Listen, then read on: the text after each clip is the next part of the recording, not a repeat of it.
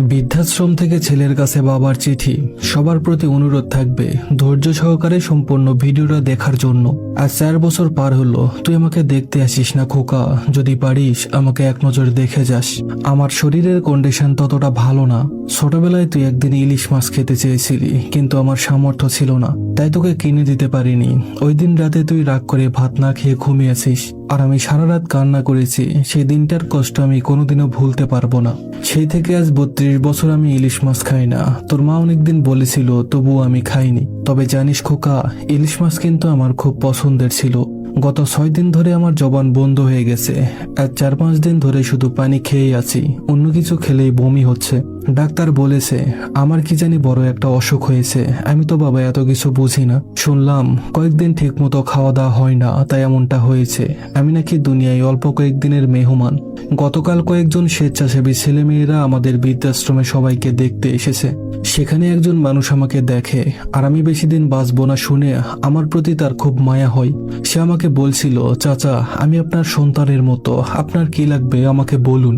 আপনার যা লাগবে আমি আপনাকে তাই কিনে দিব, আমাকে বলুন। আপনার মৃত্যুর আগে শেষ ইচ্ছাটুকু আমাকে পূরণ করার সুযোগ দিন। তখন আমি তার কাছে বলেছিলাম, বাবা আমার একটা অনুরোধ রাখবে? সে বলল, বলুন চাচা। তখন তাকে বলেছিলাম একটা বড় ইলিশ মাছ কিনে দিবে, আর তার সাথে আমাকে 3000 টাকা দিবে। সে বলল, অবশ্যই কিনে দিব।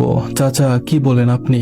আপনি এর থেকেও বেশি কিছু চাইলে আমি কিনে দিতাম, তবে একটা সত্যি কথা বলবেন চাচা, একটা বড় ইলিশ মাছ আর 3000 টাকা দিয়ে আপনি কি করবেন?